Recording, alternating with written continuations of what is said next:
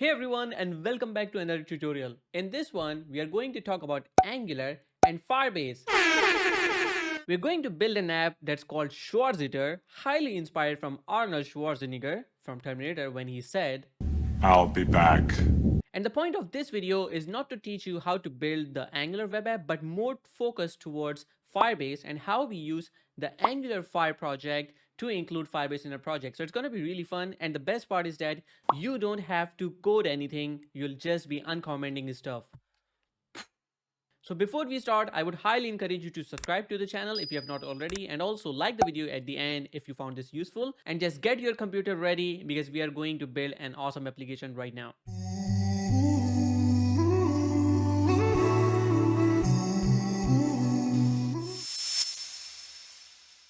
So before we start, this is the actual repo where the code is hosted right now, and I can quickly show you how the final application looks like at this moment. It's called Schwarzenegger, as I mentioned, and this is sort of a mini Twitter clone.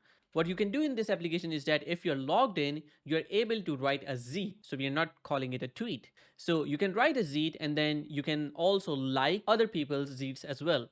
If you're not logged in, then you will not see this create Z button at all. So this is essentially what we have right now. If you would like to add a comment, you could do that, but right now it doesn't work with Firebase. So now that you know how this essentially works, let's talk about how to work with this application. First of all, I would like you to go to Firebase, which is console.firebase.google.com, and then you need to create a project. I already have the project created, so I'm not going to go deep into how to do that. So essentially, you will create a project, you will give it whatever name you want, you'll just go ahead and press next, and that's just it. Once you have created your project, you can quickly go to your project's console. So you're going to click add app and then you're going to click web. Once you do so, you are going to write the name of your application. For this one, we are using Schwarzenegger, as you already know. Then you're going to also enable the Firebase hosting, and this is important. And then you can give a name here for the Firebase hosting application. Once you are done, just click next. You don't need to do anything with the SDK or whatnot. You will, however, need to install the Firebase CLI, and that you can do by going to your terminal, and then you can type npm install -g Firebase tools. Once you do so, you are supposed to log in into Firebase. For that, you are going to do Firebase login. I'm already logged in into my terminal, so this will just say I'm logged in already, but this will probably just prompt you to go to your browser and accept something. And as soon as you do so, you're going to be logged in. Once you're logged in, I want you to go to your authentication and you need to enable the Google sign-in. So you're going to go to sign-in method, and here you are going to click add new provider. You can see my Google is already enabled, so I don't need to do so, but you can essentially go here and enable any sort of auth provider that you want: Google, Facebook, GitHub, whatever you want. We're going to go with Google in this particular video. Once you're done with that, the next thing I want you to do is to go to Firebase or Firestore database, and here you will see a button that is called get started. Now you can see that my Firebase already has some data created, but we're going to essentially see how to do it from scratch. So for now, what I'm going to do is that I'm going to actually delete this collection. So we are supposed to start from the beginning. You see that we don't have anything now. Now what I want you to do is just see the link of this GitHub repository into the description of this video, and then you go to this GitHub project, you click code, and then you copy this. Obviously, I assume that you have an editor like VS Code and also Node.js installed in your machine. And if you don't have GitHub installed, you also need to install GitHub. Once you are done with that, just copy this link. Then you need to go to your editor and type git clone, and then you paste this URL. Once you do that, this folder Schwarzer or Schwarzenegger is going to be created in your machine, and then you can open this into VS Code. Once you open this into VS Code, it would look something like this, and you will notice that the branch you are at right now is essentially this main branch, as you can see at the bottom. So we need to be on the main branch, and now you're going to switch to another branch called start. So I have created this whole tutorial in a way that we have multiple branches, and we just switch to those branches, uncomment a bunch of code and see the result. But I'm going to explain to you as well how it's working, so you're not just going in blind and just uncommenting stuff. What you need to do is you need to type git checkout start, and this is where we are going to start our application with. Once you do so, you need to run npm install. you notice that we don't have a node modules folder on our left side, which means that we have to install the packages required for this project to run. Now you can see that this folder just got created. So we are right now installing all the dependencies like Angular, Webpack, whatever is required for this project. Once we are going to be done with this, we are going to run this locally to see what is the starting state of this web application before we start working on our tutorial. So I'll just let this finish and then we are going to run this locally. Now that we have this installed, we can just say npm start and this will start our Angular application at localhost 4200. So let's quickly do that, and now we are going to run our application on the browser. If you don't know how to get to this terminal, you can quickly go click terminal and new terminal and you should be able to see this, and then you can run all the commands that I just mentioned. But if you scroll up here, you will see that we have this localhost 4200 mentioned, so I can just do control click and this will open this application into localhost 4200. Now notice that right now there's nothing as sort of logging or log out. What you see here is just a dummy version of this application. Now if I try to add something here, this will show this below, but all of this is right now in memory, which means it is in application. This is not stored anywhere, even not in local storage, because if I refresh this, you will see that this is gone. So let's quickly have a look at the structure of this application and how this works currently. So if I go to my VS Code, you will notice that inside source, we have this app folder and inside we have components. I'm going to quickly zoom in one level more so we can see this better. Now, if you go to app component HTML, this is where all the magic is happening. Our app comprises of a couple of components. The first component that is important is this header that you see up top. So if I go to my browser, you can see that we have this header which contains the home and the logout button as well. So we see all of that inside this header component, which you can see right here, right? Then we have the rest of the components. So below this header, we have two things. One, adding a new ZIT, which is input box where we can add the text of the new ZIT. And then we have this app ZIT loop, which means that we are looping over all of the ZIT elements. So whenever we add something or whenever we create a ZIT, it goes into an array and we loop over that array using the ng-for directive. So here you can see that we have ng-for let ZIT of ZITs, and here we then pass this ZIT to this component and that shows it.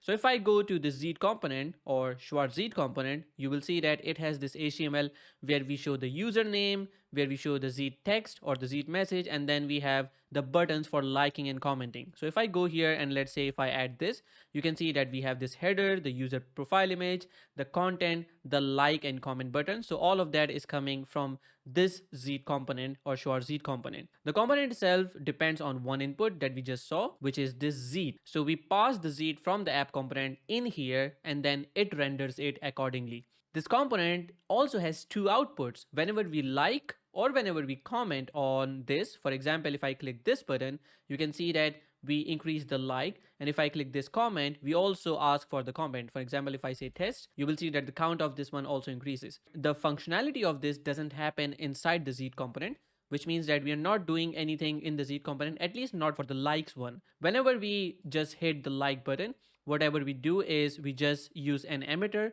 to kind of emit the ZIT that the person just liked. Similarly, in the comment section, we do something similar. We take the comment from the user and then we emit it as an output from this component to its parent, which is on the app. If I go to the app component, you will see that we are listening to these emitted messages via these handlers, ZIT commented and ZIT like. If I go to my ZIT component again, you will see that these are the outputs, ZIT like and ZIT commented. And you can see whenever this triggers, we actually trigger a function of the app component, which is on ZIT like and on ZIT comment. We go inside those and we just increase the count for both of those things. Here you can see that whenever we like a ZIT from the ZIT component, we trigger a change into app component and we increase the count by just pushing another element to the liked by array. Similarly, if someone comments, we also increase array or commented by 1 by just pushing a random array to it. We're going to discuss about how the ZIT looks like right now. So if I go to interfaces, this is how our ZIT looks like. Our ZIT has an ID, which is the ZIT ID. Then it has a content, which is the message of the ZIT. Then we have the liked by array, which is essentially a collection or an array of all the IDs of the people who like this. So this will be a string array and each string will be a user ID. So whoever likes this ZIT is going to have their ID pushed into this liked by. Similarly, for the commented by, this is what we do. We have created at, which is the timestamp where this was created, and then we have a by on who created this. And you can see that here we have the username, the profile URL, and the name of the person who created this. And we have two different variables. Now these all are optional because this is not something that goes to the cloud or Firebase.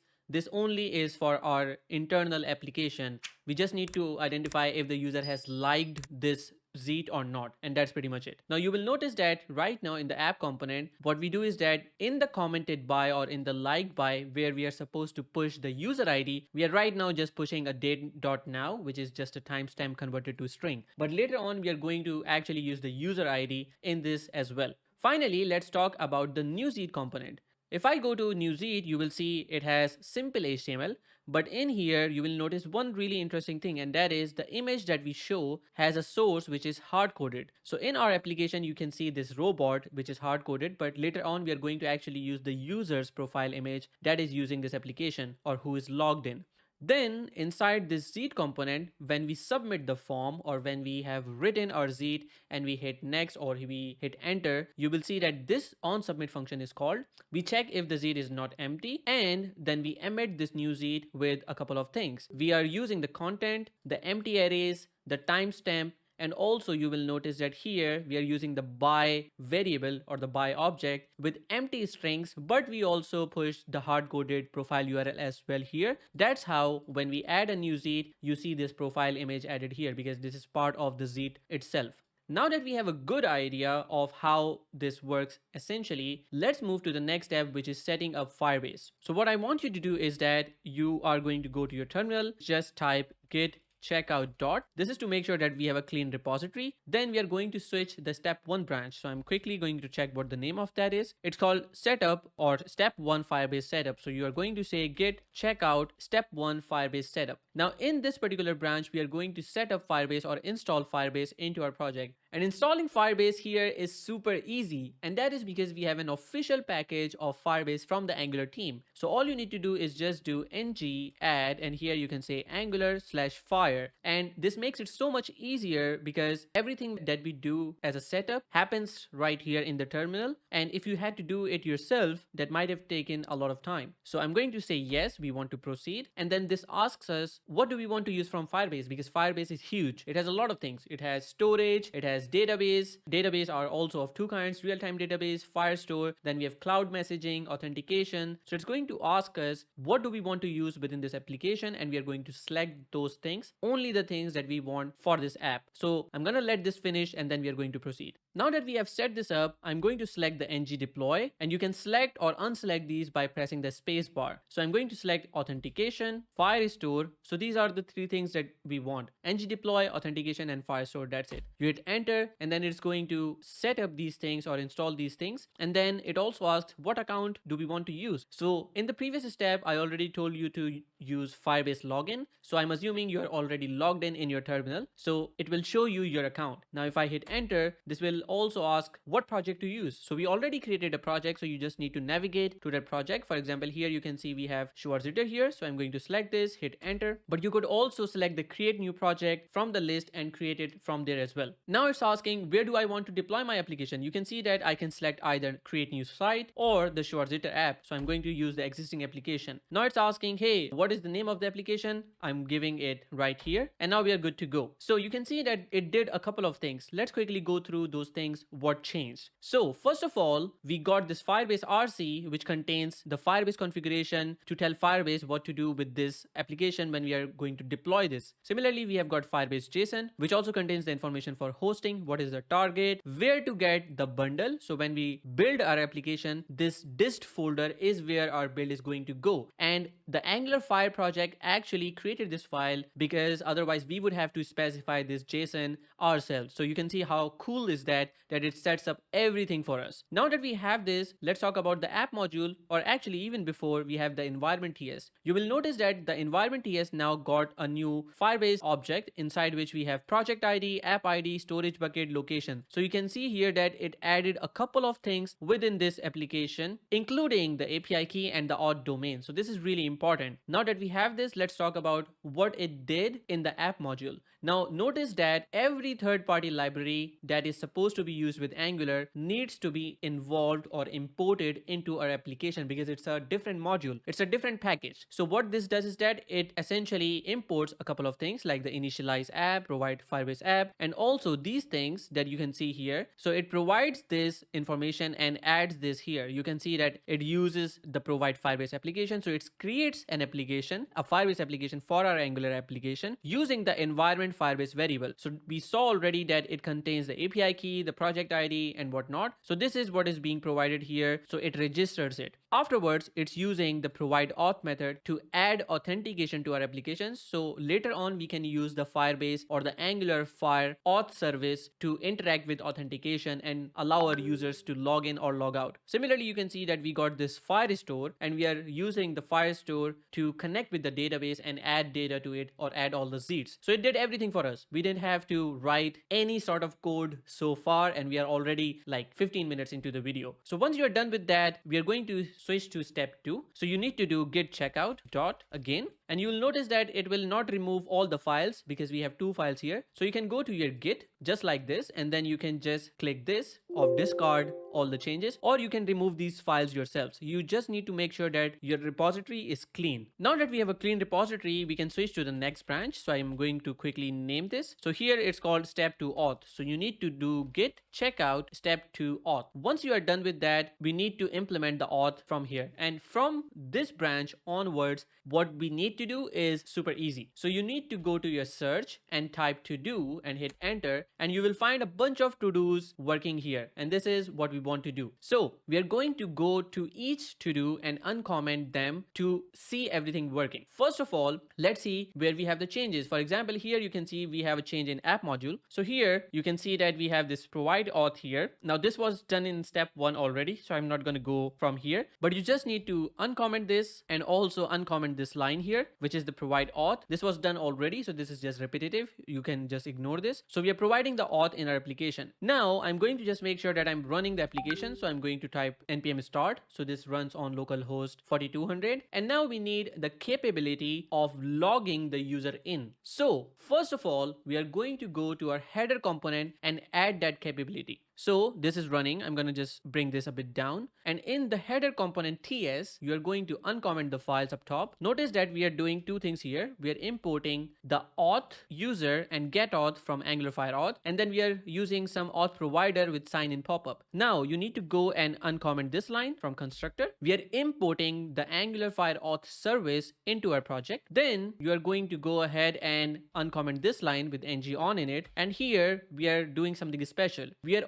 observing the user within our Firebase application, and this user is essentially the logged in user. So we are checking or observing the user. Hey, has the user logged in or not? So we keep observing the user, and whenever we have a change of state, which means that the user logs in or logs out, we update this is logged in variable. Now why do we need this variable at all? Because if you go to the HTML, you will notice that we are using this is logged in variable to see what icon to show. Should we show the login icon or the logout icon? And that is how we are using this is logged in. So if I just save this here, that's fine. Now we are going to implement the log in functionality, and it is as easy as this one line of code. Notice what we are doing. We are using the sign in with pop-up method from Angular Fire or from Firebase auth. We could also have just use it for here, sign in with pop-up from Angular Fire itself, and we can also have this provided from Google Auth provider. So we don't need this Firebase auth actually, but the confusion here is that sometimes VS Code automatically gets it from Firebase, sometimes from Angular Fire, but you need to make sure that you're always importing from the Angular Fire package and not something else. So now that we have this, let's talk about what's happening here. This sign in with pop-up requires 2 things. First, it requires the auth to be presented, and secondly, it also needs a provider. Now this is Google provider right now, but you can use Facebook provider, GitHub provider,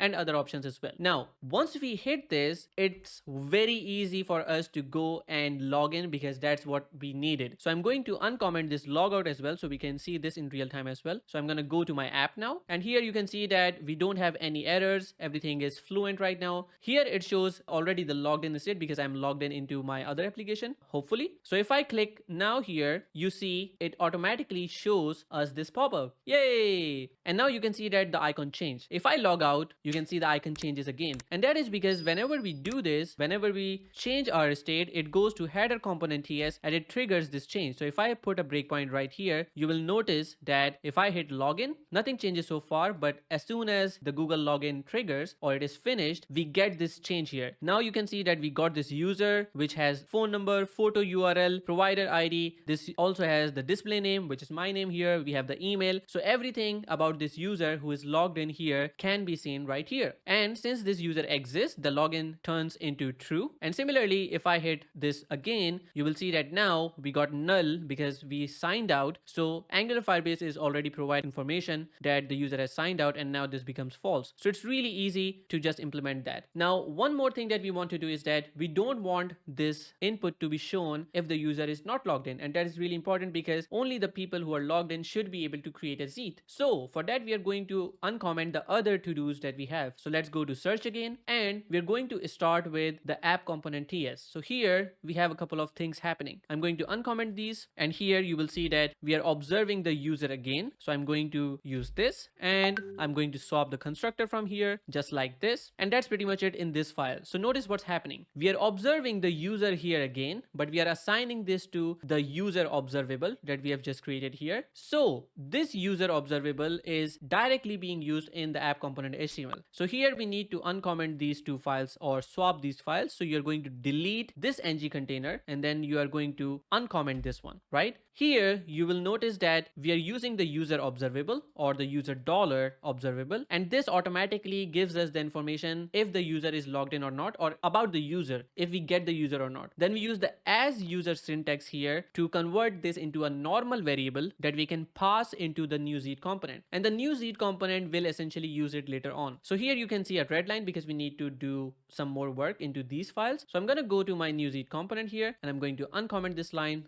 just like this, and then we are going to enable this input. So as soon as I enable this input, our app component HTML should start behaving correctly. So I'm going to just save this file, and I think if I close this, or actually just close this and reopens, this should be good. As you see here, so it was Angular language service doing some magic there, but you can see that here we have now provided the user as an input, and our new zeet component essentially uses this user variable for creating this URL. So I'm going to just keep it like this, but I'm going to go to the new zeet component HTML, and I'm going to also do a change there. So far what you would see is that if I'm not logged in into the application, and if I click login, once I log in, I would start seeing this user or this new zeet, unless I have done something wrong. No. So everything looks good here. And if I log out, this should go away. And this is because inside our app component, we are using this ng if statement. Only if the user is logged in, then we show this. Previously, we did not have this ng if statement, so it was showing all the time. But now since we are using ng if, it will only show when we have the user logged in. Now, you notice that when we log in, we see the dummy URL or the dummy profile URL. And we don't want to actually show that. We want to show the actual user's URL. So in order to do so, I'm going to go and change this, and I'm going to swap this line,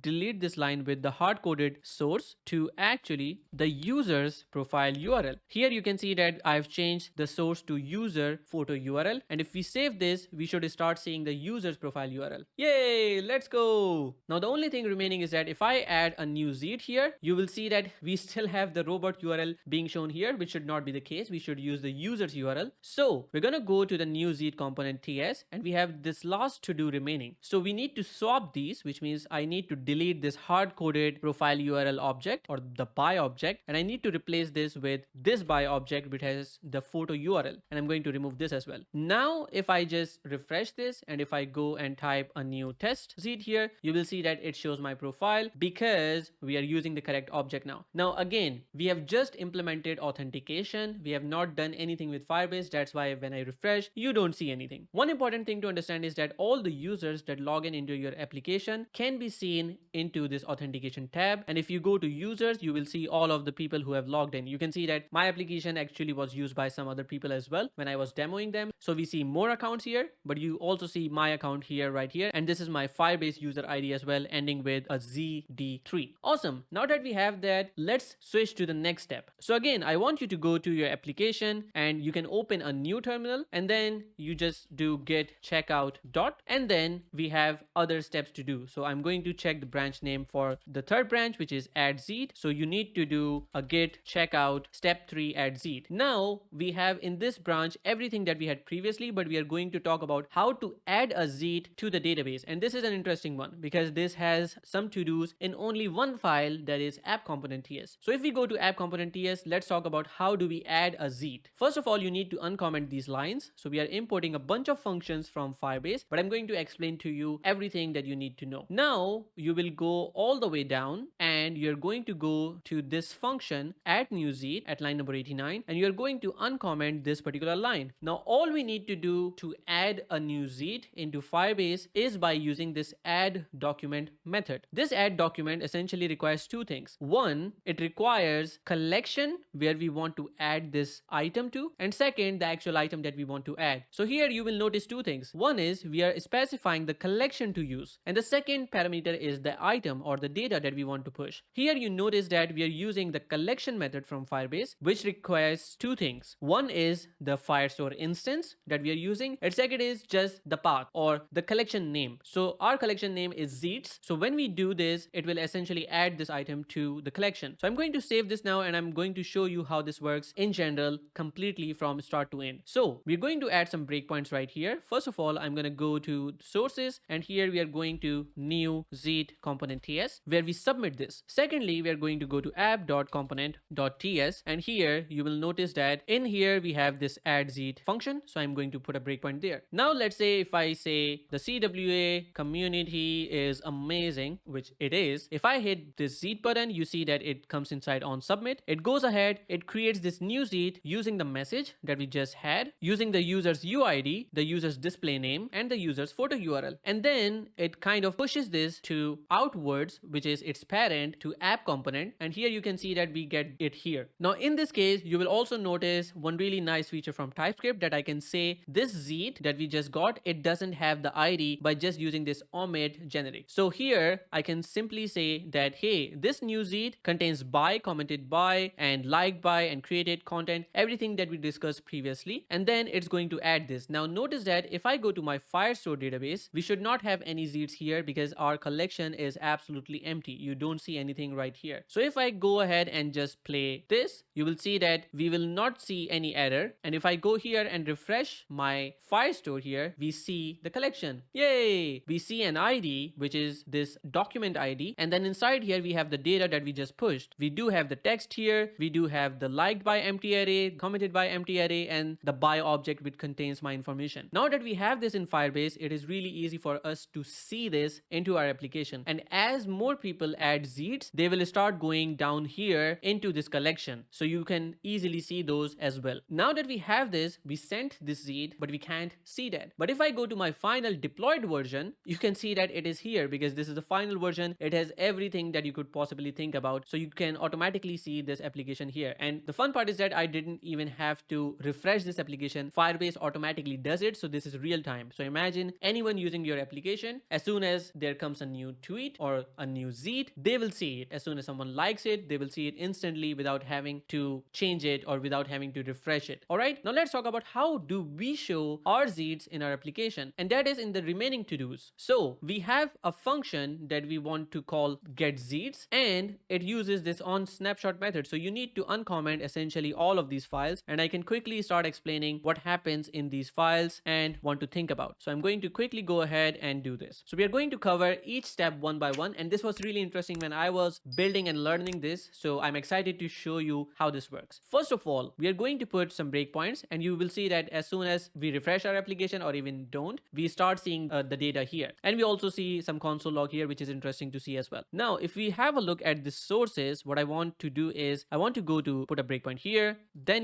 and then I want to put a breakpoint here as well. Now, If I refresh, see what happens. First of all, it comes inside the constructor and it calls the getCease method, which is actually triggering something that I'm going to explain now. So it essentially comes here, it gets the current user, which is logged in. So you can see that we get the user. It could be the case that the user is not logged in, but don't worry about that as well. This would be either the user that is logged in or it would be null. In either case, it doesn't matter because even if you're not logged in, for example, here you can see that I'm not logged in because we don't see the create zeet method, but still we are able to see the zeets because we are loading them. So how do we load them? We use this collection changes method from Firebase, which allows us to listen to only the changes which are happening in the collection, not everything. Because if someone likes one zeet, that means that this application will only get this change of one zeet, not for other zeets around. And this makes us really performant or really conscious about the performance in general. So you're not re-rendering everything, you're not making changes to the entire list of zeets, but only the ones which have been changed. And this is super cool. So if I go to the code, I can explain better what's happening. So this collection changes essentially is a function which takes a query. All right. So this is the only parameter that it takes, a query. We are defining what kind of collection it is. And we already know that this collection that we are talking about is of zeets. So we are listening into the zeets collection by defining a query here. The query's first parameter is the collection that we want to check. And as you can see, we are doing is as we did before, we are defining the collection by providing the Firestore instance and the name of the collection. So we are saying, hey, query this zeets collection. Then we are going to call it as a collection reference. This is just something that TypeScript comes up with, and we need to put it for type safety. But we are also saying that, hey, order this in descending order by the created at timestamp. So we are essentially talking about when this was created and then kind of doing a descending order. So the latest tweet or the latest zeet comes at the top. That's what we are doing. Then whenever there is a change in the collection, this subscribe method is called because this is an observable. Then we map this zeets variable because this zeets variable is a document change or an array of a document change. This is not the actual document or the data. This is the change that happened in the document. So we take each change and then we call this on zeet snapshot with this change or the snapshot itself. So then we call this function and then we decide, hey, what is the case? Was there a zeet added? Was there a zeet removed? Or was there a zeet modified? In either of these cases, we do some magic and then we see how that works. So what I'm going to do is that I'm going to go to our application and I'm going to just go ahead and show you what happens the first time. So it listens to the collection changes and first of all, it takes back everything that was done so far. Here you can see that we have a zeets array of 1. Let me actually add one more from this final version and then we should be able to see this in a much better manner. So I'm going to say, hey, let's say we got CodeWithAhsan here, and if I click zeet here, you will see that this new item also got added right here, which has the text CodeWithAhsan. And if I refresh this, let's see how many changes we get the first time. So it came here, get zeets, then it went forward, and then in the subscribe method, you will see that we got two things. Here you can see that we have the type added, which means that this change is of type added. Now I want you to also pay close attention to this here, the new index and the old index. These are essentially the things that we want to think about because these are going to be useful when performing actions against the added, modified, or removed. So the first one says new index is 0. The second one says new index is 1. And this is based on the descending order that we just got it. Now for each zeet, it goes inside this on zeet snapshot. So this is the first snapshot where we have added. And if you go to document, data, value, map value, fields, you will see the actual data, which is CodeWithAhsan. This is the latest zeet that we had. And if you see the next one is going to be exactly the text for that one. So the first one comes in, we essentially get out the data, which is this one. You can see it is CodeWithAhsan. Then we check the change type. Hey, what is the change dot type? This is added. Now what we do is that we essentially have an array already, which is empty right now. So what we do is that we create an object out of this data that we just got because this data right now doesn't have any ID. So what happens if I want to like a zeet? I want the ID of the zeet to perform an action against Firestore. So here we do it. We essentially get the data, which is everything here, but we also add the ID to it by using change.dog.id. So we add this ID to this zeet object. And then we also see, hey, is this zeet liked by the user or not? And we can easily check it by the liked by array. By default, you can see that it has nothing. So it's going to be empty. So if I go forward, now the zeet has the ID itself, the rest of the data, and everything looks good. Now what we do is that we say, hey, take this array and then just add this new zeet to it and add it to the new index. This is important because the new index is where this Z is supposed to be shown. So we just use a splice with the new index. Here this 0 means that we are not removing anything, but rather we are adding something. So this 0 means that, hey, go to the new index, do not remove anything, just add this new Z at that index. And when we do so, you will notice that now at 0 index, we got this CodeWithAhsan. Okay, easy peasy. Now it goes from this loop, and now comes the second one. So this is the second one. It comes inside. Now you see CWA community is amazing. That's the second one.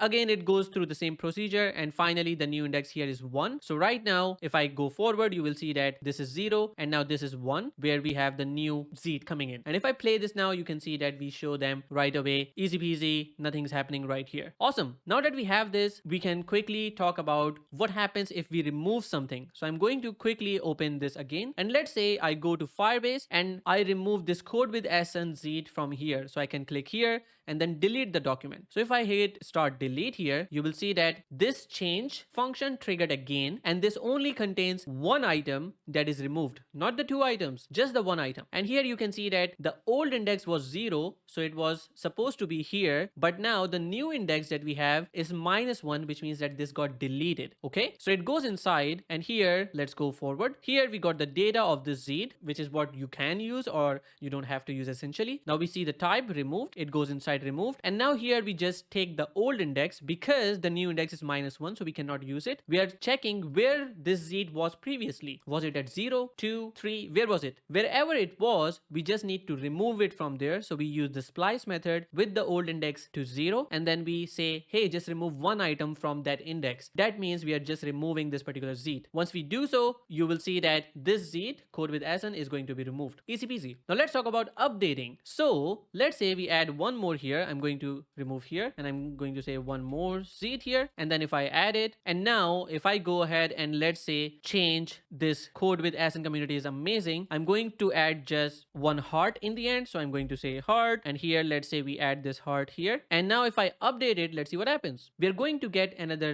change trigger, and here you see that we only got one Z with the type modified, and now we can also see that the new index and the old index are exactly the same. So we just changed something, but the index are exactly the same. So now if I go ahead and go inside the snapshot, let's see what happens. According to our code, the change type in this case would be modified. So it's going to go here, and then we check, hey, was the index changed of the new index and the old index? No, we have the same index. So what we do is that we essentially go and update our document at that index. We already know the index is 1, so it's going to go into the current array that we have, and it replaces, as you can see here, we are using the equal sign, so we are replacing it with the new one. If there was a change of ordering, for example, if you reorder Z's somehow, and then the change becomes the index change, then what we needed to do would have been, we needed to remove the item from the old index and push the item into the new index. And that's what we do here. So we remove it from the old index, as you can see here, and then we push this into the new index. That's what we are doing here. But in this case, since the indexes are same, or the indices are same, we just go ahead and update our data. So when we do this, you will see that here it says CWA community is amazing, but if I hit play, you see that we got the emoji as well. So this is as cool as art, because I believe that programming itself is an art. So now that we have this, you already know how to deal with changes into Firebase when we have to add, remove, or modify something, and that is all about it in this particular step. So now what I want you to do is go ahead and switch to the next branch. So what I'm going to do is that I'm going to just go ahead and copy the name. So the final branch is step 4 likes. So I can say git checkout dot, and then git checkout step 4 likes, and then I'm going to run npm start just to make sure that we are running everything or running the project. Now let's see what do we change in terms of getting the likes. Now this is where things get interesting. Here I'm going to show you my thinking about how to structure the database in terms of what we want to achieve, also to keep everything performant. Now when we load the application, we are supposed to show the number of likes. For example, I can go here and I can like it from the finalized application. So if I do this, we do have the like right now here. Now if I go to my application, in the end, like here, you can see that we got this like being shown here as well. Now the fun part is when it comes to querying the data, when we refresh the application, we only need the count. That is it, right? So it could be that I just work on a number value for this count, but then I would not be able to identify if I have liked this Z or not, because here you can see that this is turning into a red one. That is because I have personally liked it. If this was liked by someone else, it would not be be red in that case. For example, let's try this out. So I'm going to use my application here with this new account. So I'm going to quickly go and log in into the app, and now I'm going to use my account, and now I can essentially like this second zeet. So I can quickly go and click here, and now you see that we are liking it. It seems like we have some situation remaining that doesn't show this change. So I'm going to refresh now, and you can see that this one is red at the moment and this one is not. So here I can see that I liked this one but not this one. Similarly, if I go to my app, and now you can see that this turned into 1, but I have not liked this one. I like this one, the first one. So that's how we have to structure it. So as I was mentioning before, we need to have this count, but we also need to be able to identify if we have liked this or not. And that's why the decision of this database, if I go to the iZeet interface, you will see that the structure that we have has this liked by string array. We can always see the count of this array to get the count, and this only contains the IDs of the people. So when we fetch this in the end, we essentially go and check, hey, does this like by ID include my user ID or not? And that's how we know if this was liked or not. But what if we wanted to have a situation where if I mouse over this, it shows me all the users who have liked this? But the tricky part becomes, what happens if you want to just mouse over this and show the user's name as well? You could also want some other things as well, but that would mean that we are now talking about adding a lot of data inside this liked by string array, or you could convert this into an object. But there is a use case where your users might be just requesting these states but would never go on mouse overing any of those, which means that that additional data is just useless. It doesn't make sense to just query them if the user is not supposed to use them. Same goes for comments. If the user is not trying to see comments of a zeet, we should not be getting that data from Firebase. That is where the decision comes in on how to structure your data. So what I ended up doing is that we now have separate sub collections for likes and comments. So if I go to this element, you see that we have got a collection here that is called like. So we are doing two things essentially. One, we are doing this liked by, or we are adding stuff to this liked by array with just the user ID. But then in the likes sub collection, we add information about the user itself, which is the display name, the ID, and the photo URL. And this is important. Now that we know about the structure a bit, let's see how to implement this. So if I go to my app component now, first of all, you need to add these bunch of functions: document, get document, update document, set document, and delete document. I'm going to remove this. And now we are going to onZeet like method, which is this one. Here you see that we are just getting the user and checking if the user doesn't exist. Then we just return here, which means that the non-logged in users will not be able to like anything. So first of all, I'm going to start with this one. And first of all, we are checking if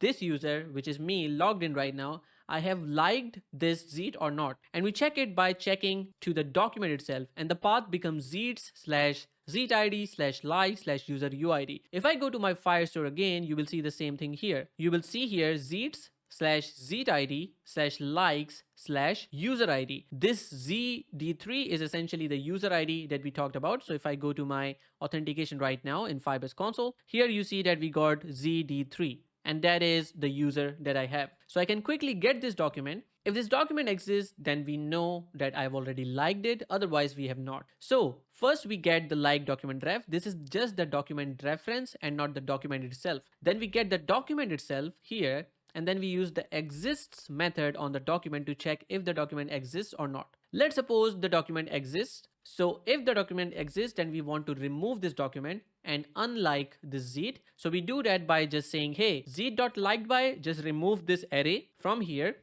We would also want to say zeet.liked equals to false in this case that I see was missing from here. So we remove the user ID from likeby. This is cool. Then we just update the like to false. Then we essentially delete the document by using the delete doc method. Now notice that this requires the document reference. So we need this document reference in order to tell Firebase to delete this. And that is it. We have already liked it. We essentially dislike it or kind of unlike it, and we delete the document. If we have not liked it, that means that this document will not exist in that case. So we do a zeet.likeby.push. So we add to this likeby array, and then we also should do zeet.liked equals to true in this case. And then we set the document, add the document reference. So this document does not exist in case we have not liked it. So what we do is that we create this document at this place, add this document ref. So we set the document and we just add all the data that we just discussed about. You can see that we add the ID of the user, the display name, and the photo URL. That's what we do. So far what we have done is that we've checked if we have liked or not, and we have taken accordingly the action, either deleting the like or setting the like by this user. But when we do that, we also need to update this zeet element as well, so everyone who's using the application can see this information. What information? We have added the user ID into the liked by array. We have also removed the ID in case of deleting the like, and we also updated some of the things here, but that doesn't really matter. So now that we have this, we are going to get this document reference of the zeet. So as I said, we are doing two things. We are either deleting this like or adding this like or setting this like, and we are going to update this zeet with the liked by array so we know what happened there. Okay. Now that we have this, we want to make sure that we are not pushing this liked property to the database because that's not relevant. So when we get this docref with the zeet ID, we just say update document and then we update the data. Now we need to make sure that we are not doing anything with the liked and commented features. So we are going to simply say here const, we can say something like liked and then commented, and then we can say updated zeet, and here we can call it zeet. Once we do so, you can see that I've removed the liked and commented, and the rest of the things is in the updated zeet. So I can just define here updated zeet, and this should be enough. So let's quickly save this. We are updating the document with the updated zeet. So what I'm going to do is that I'm going to close this and go to our application. Right now we have this like property unfortunately in the database, so I'm going to actually remove this field. So I'm going to remove the liked. We don't have the commented one here, that's good. So I'm also going to remove this like from here just to make sure we don't end up adding these two there. All right, now let's quickly refresh the application and let's see if we change this like status from here.